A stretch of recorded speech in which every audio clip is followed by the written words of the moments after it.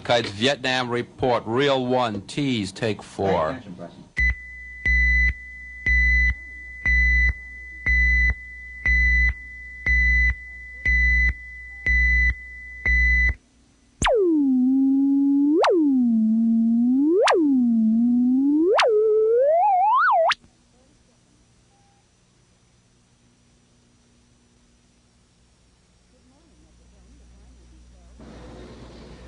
These ruins are in Saigon, capital and largest city of South Vietnam. They were left here by an act of war, Vietnamese against Vietnamese. Hundreds died here. Here in these ruins can be seen physical evidence of the Viet Cong's Tet Offensive. But far less tangible is what these ruins mean, and like everything else in this burned and blasted and weary land, they mean success or setback, victory or defeat, depending upon whom you talk to. I believe it gives to the VC, it shows first to the VC that the Vietnamese people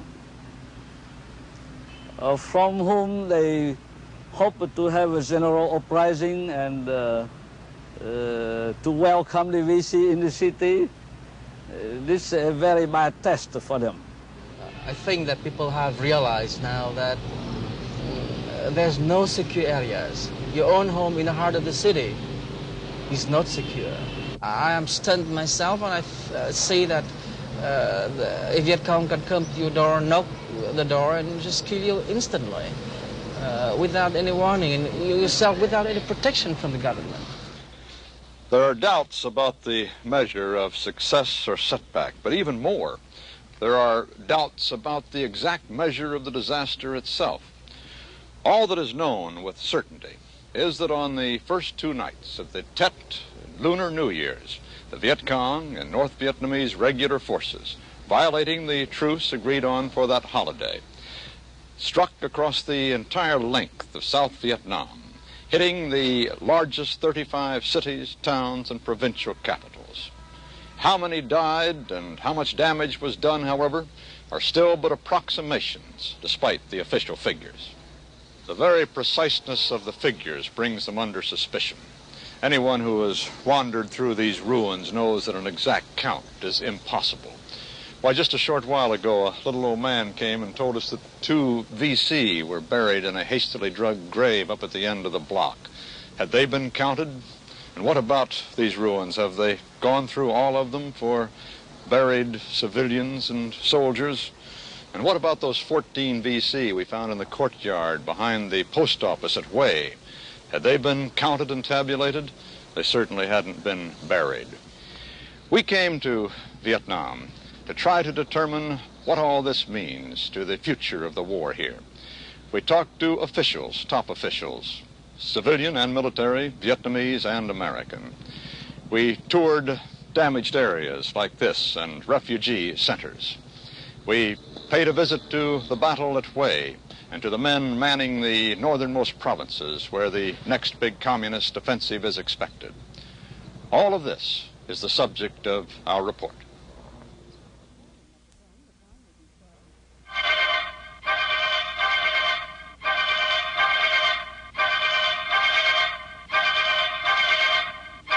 Who, what, when, where, why.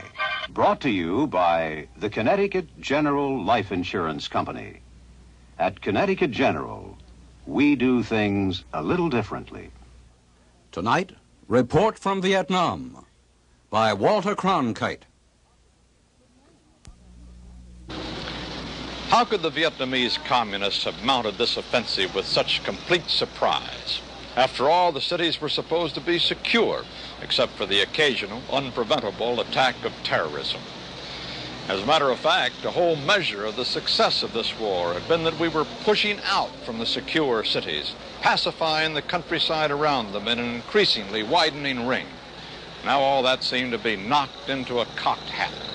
How could it happen? Well, let's take a look. Well, for one thing, it was the enemy's timing. The Tet lunar holiday. For Asiatics, it's Christmas and New Year's and 4th of July all rolled into one, with a little touch of Memorial Day, too. And just like Americans, they all take to the roads to go visit their family and their friends. Well, this is a normal day's traffic in Saigon. Imagine it 2 or 3 times this big for the Tet holiday. The job of stopping each of these cars and searching them and checking the people for their papers, why, it staggers the imagination. It staggered the ability of the Vietnamese police to handle, too. While some residents of Saigon certainly had to be privy to the communist plans, there didn't have to be a lot of them, as some people have charged. Just a few Viet Cong sympathizers in whose homes arms could be stored, arms smuggled into town, one by one, or even piece by piece. And then, on the night of Tet, the soldiers, Viet Cong and North Vietnamese, slipped into town one by one, rendezvoused at the arms caches, and the offensive was on. The intelligence people, American and Vietnamese, agree on the same story.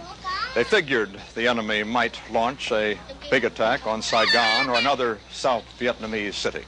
But they admit they grossly underestimated the enemy's ability to plan, to provision, to coordinate, to launch such a widespread, full-scale attack as this.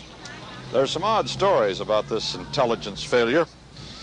High American sources, for instance, say that they warned the Vietnamese, but they let their troops go on Tet leave anyway until some units were down to just 10% of normal strength. Some American newsmen say they tried to reach the Vietnamese General Staff headquarters and only a sergeant was on duty.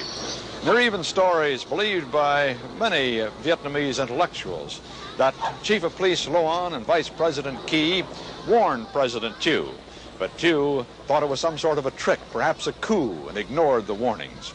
Thieu himself was at his country home at Mae To outside of town. Took him 6 hours to get back after the attack. And in the meantime, Vice President Ky signed the first defensive orders, and many Vietnamese intellectuals thought that indeed Ky had engineered a coup.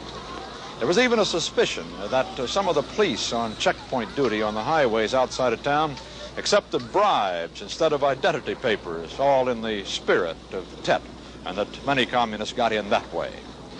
But with all of this planning, what did the North Vietnamese and the Viet Cong hope to accomplish?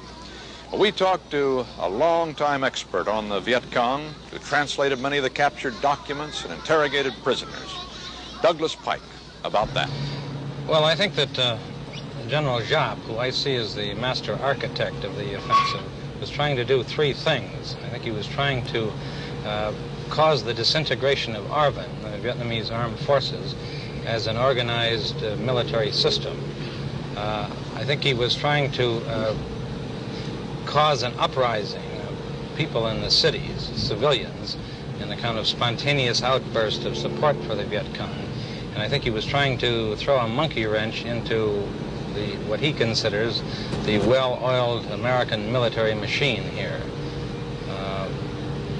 It seems to me all the evidence trying to put things together after this battle, that those were his major calculations. If the communist intention was to take and seize the cities, they came closer here at Hue than anywhere else. And now, 3 weeks after the offensive began, the firing still goes on from here on the new side of the city and across the Perfume River to the old side, the Citadel. Probably a week before this offensive began, the Army of North Vietnam, with Viet Cong support, began moving into the mountains south of here, 1 day's march away. And then the day before the offensive began, January 30th to 31st, they began that march toward the city. Meanwhile, another regiment of the NVA was moving in from the north into the city, the old Citadel, from the north. And they swept quickly through it too, except for a small corner in the northeast of the Citadel held by the South Vietnamese Army headquarters. It was a tough fight. It was house to house, door to door, room to room. They found they couldn't get into the doors and the windows. The North Vietnamese Army held them too tightly and booby-trapped them as well. They had to blast their way in with plastic charges placed against the sides of the houses. It was such a tough fight that although the American Army hoped not to use heavy weapons and airstrikes against this old city, they finally had to bring them in to begin to win the battle. The destruction here was almost total. There's scarcely an inhabitable building in the city of Hue. Whatever price the communists paid for this offensive, the price to the Allied cause was high. For if our intention is to restore normalcy, peace, serenity to this country, the destruction of those qualities in this, the most historical and probably serene of all South Vietnam cities, is obviously a setback. Now, a job no one had dreamed we were going to have to undertake. It is now the rebuilding of an entire city and the lives of the people in it. What did the communists hope to achieve by this attack on the cities? As to their ultimate objective, their maximum goal, prisoner interrogations and captured documents seem to leave no doubt. They hoped, at the best, to bring down the Saigon government and win the war, presumably either by forcing a defeated enemy to the peace table or by actually capturing his capital. To achieve that knockout victory, the 60,000 or so troops they committed to the battle had two prime targets. First, to seize as much real estate as possible, such as the presidential palace, the U.S. embassy, military headquarters, provincial capitals. And second, to kidnap or assassinate members of the thinning ranks of Vietnamese leadership. But they had shorter range objectives about which they could be far more certain of success. They expected the Allies to pull their troops off the pacification campaign in the countryside and bring them in for the defense of the cities. They expected the Americans to commit some of their reserves at least to the defense of the cities rather than hold them for the big battles expected at the demilitarized zone. They expected to create maximum economic confusion and disruption, and to create new hordes of refugees among which the seeds of discontent against the government could be sown. They expected, by destroying the myth of the security of the cities, to widen the credibility gap that exists here too between what the people are told and what they see about them. And the experts do not agree on the objectives or on the amount of success the communists had in achieving them. They have certainly disrupted the pacification effort for the time being. For how long, I don't know. We haven't yet full reports on the situation. They have interdicted lines of communication, which are now being opened up again. What other effect they may have had, I don't know, on the population. War damages, I think, have been tremendous. I have talked to quite a few Vietnamese here who have been in Vietnam during the struggle for independence, during the partition of the country. And they all concur in the opinion that nothing has been so serious. I think that it will take perhaps weeks, if not much more, for the people to realize that we are going back to normal. Production is being suffered. You will have the problem shortage of jobs in the future. The refugee problem is tremendous. The rehabilitation of the damaged areas is a tremendous job. And I think that this is all the things which the Viet Cong attempt to achieve by this attack. In that sense, they were successful then. In that sense, I think they have been very successful.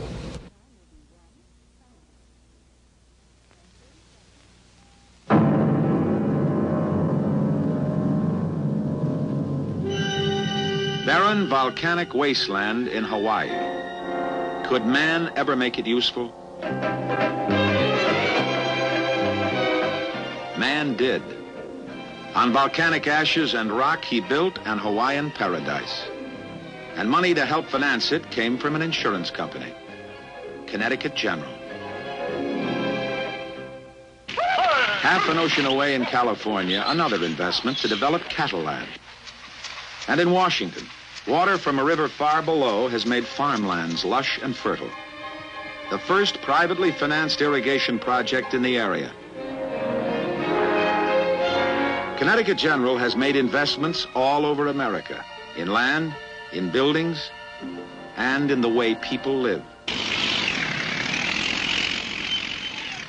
What is being done to improve the way people live?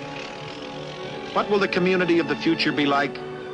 Connecticut General is helping to finance a bold new answer on 22 square miles of rolling land between Baltimore and Washington.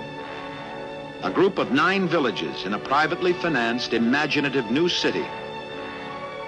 A city called Columbia, where stores, schools, work and recreation are close to home, where families have room to live, to grow, to enjoy.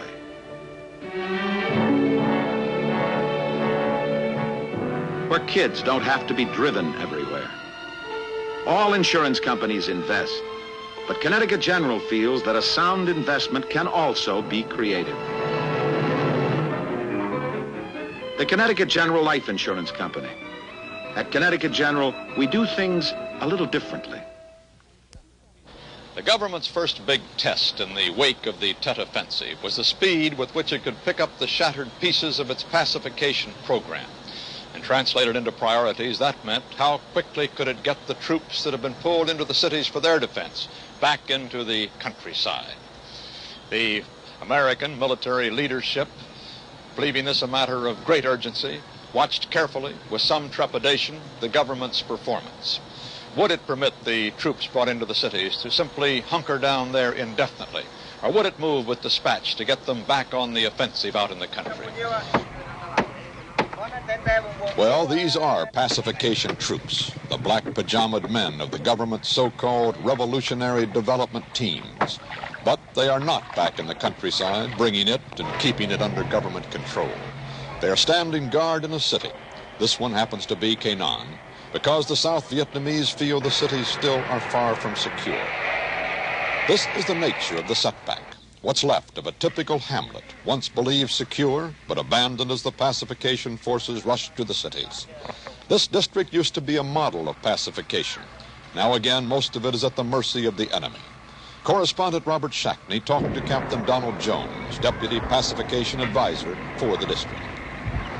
Tui Fook District used to be considered just about one of the most pacified areas in Vietnam. It isn't anymore, is it? No, it used to be considered the bowl of pacification for South Vietnam. It was the area where the Revolutionary Development Program first began. It was a test phase for the pacification in South Vietnam. Now I cannot say that any longer. If it's not contested, the district is certainly challenged by main force units. Well, in effect, is there any pacification program left for Tui Fook District at this point? No, for most of the district, pacification does not exist. This is a war. There were places we used to be able to go to in Tui Fook, in fact, where we filmed, like Tin Yang and Go Boy and Bin Quang. Could we go back there today? We couldn't go to Vinh Quan. We might be able to get to Tin Yang. I wouldn't want to try it unless we have some local security.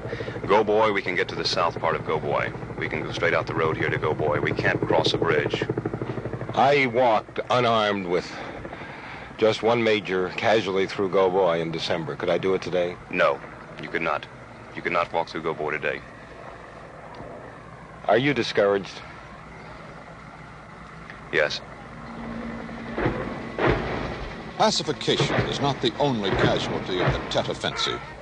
These are refugees, most pathetic of all the victims of the attacks on the cities. Just yesterday, the U.S. command in Saigon estimated their number at 470,000. New human flotsam living in unbelievable squalor, huddled in schools and sheds and shanties. Before Tet, there were 800,000 officially listed as refugees, and one of the South Vietnamese government's greatest failures had been to provide them with decent food and shelter and a role in economic life.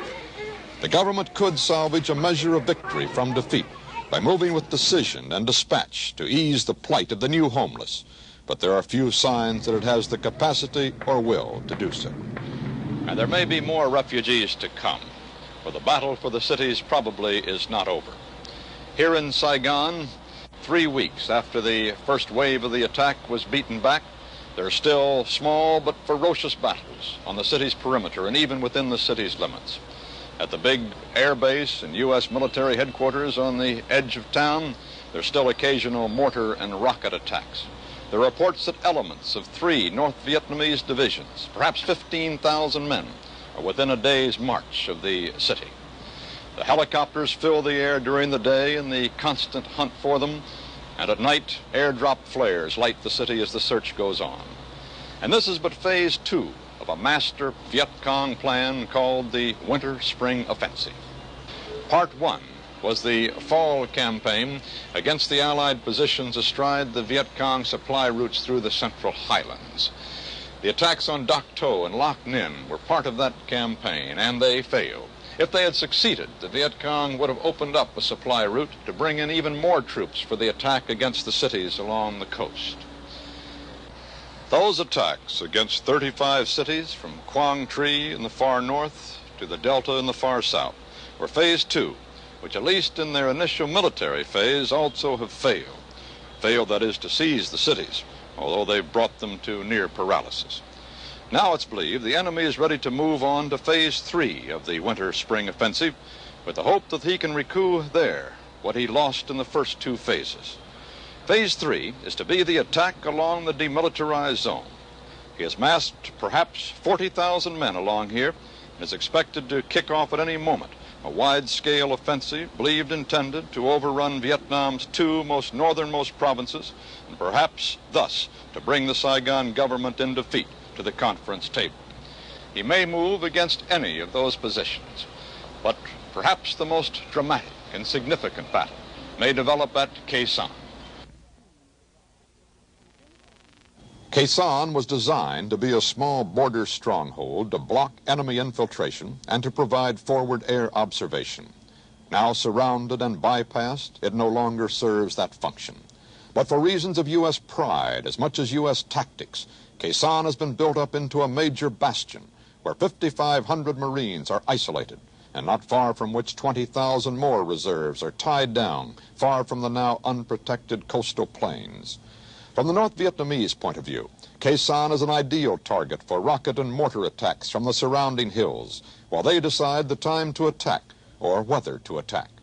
But in an interview with CBS News correspondent Jack Lawrence, the Marine general in charge was confident his men can outlast the enemy at Khe Sanh and elsewhere. How long do you feel that he can continue this increased tempo of the fighting? Well, I can't really give a finite answer, but it would seem to me it would be in terms of a matter of months. 4, 5, how long, I wouldn't know exactly. He always has the capability, of course, of suddenly stopping this tremendous sacrifice of personnel and going back into the guerrilla type of war. So it's hard to prophesy. But if he continues this all-out attack day and night, exposing himself to our firepower, I just don't think he can keep it up for longer than a matter of months. Whatever the battle for Khe Sanh and the DMZ means, whatever all of this means, there is one meaning to the Viet Cong's Winter-Spring Offensive that is inescapable. The nature of the Vietnamese war has changed. It no longer is a series of small engagements fought for local areas against small bands of communists. It no longer is to be fought primarily in the sparsely occupied countryside. It is now more along the classic Western fashion of war. Large armies locked in combat, moving toward a decision on the battlefield. Some final personal observations will be the concluding portion of this report.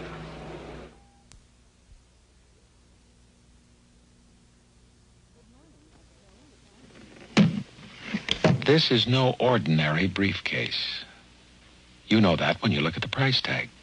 $26,000. What could make this briefcase worth $26,000? The workmanship? The materials? No. It's the man who carries it. Because the $26,000 is invested in him, in his training and these modern tools. Demanding training that qualifies him to be a Connecticut General man. Connecticut General spends this $26,000 gladly. Because only a man so thoroughly trained can help you solve the financial problems most important to you. That's what makes a CG man so special.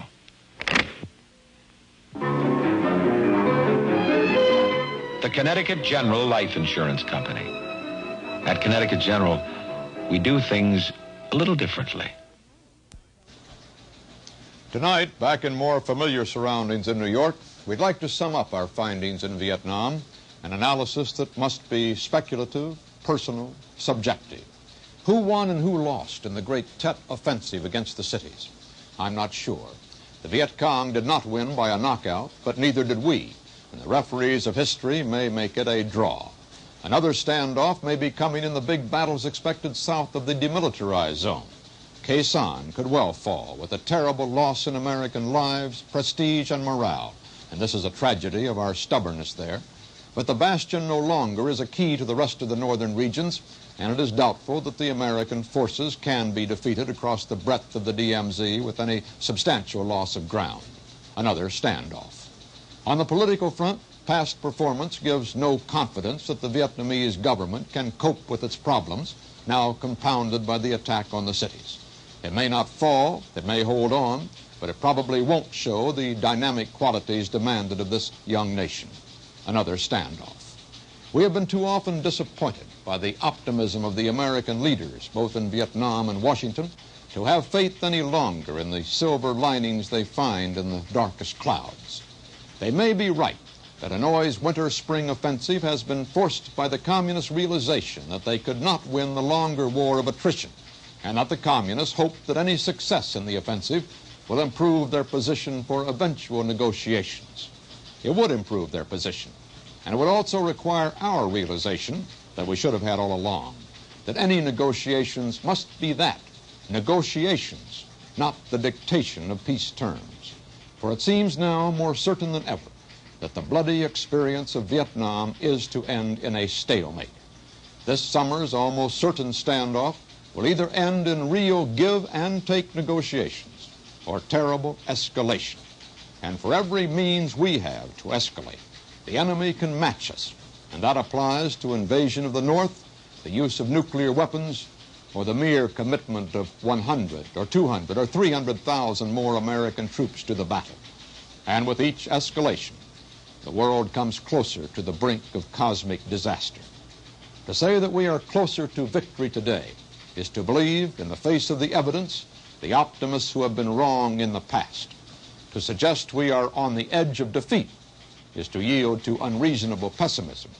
To say that we are mired in stalemate seems the only realistic, if unsatisfactory, conclusion. On the off chance the military and political analysts are right, in the next few months we must test the enemy's intentions in case this is indeed his last big gasp before negotiations.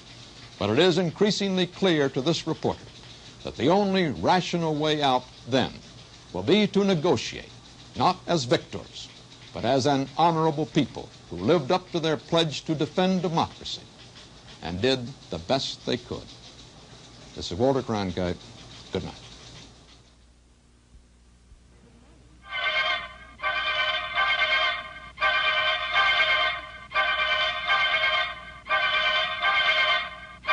Who, what, when, where, why was brought to you by the Connecticut General Life Insurance Company. At Connecticut General, we do things a little differently.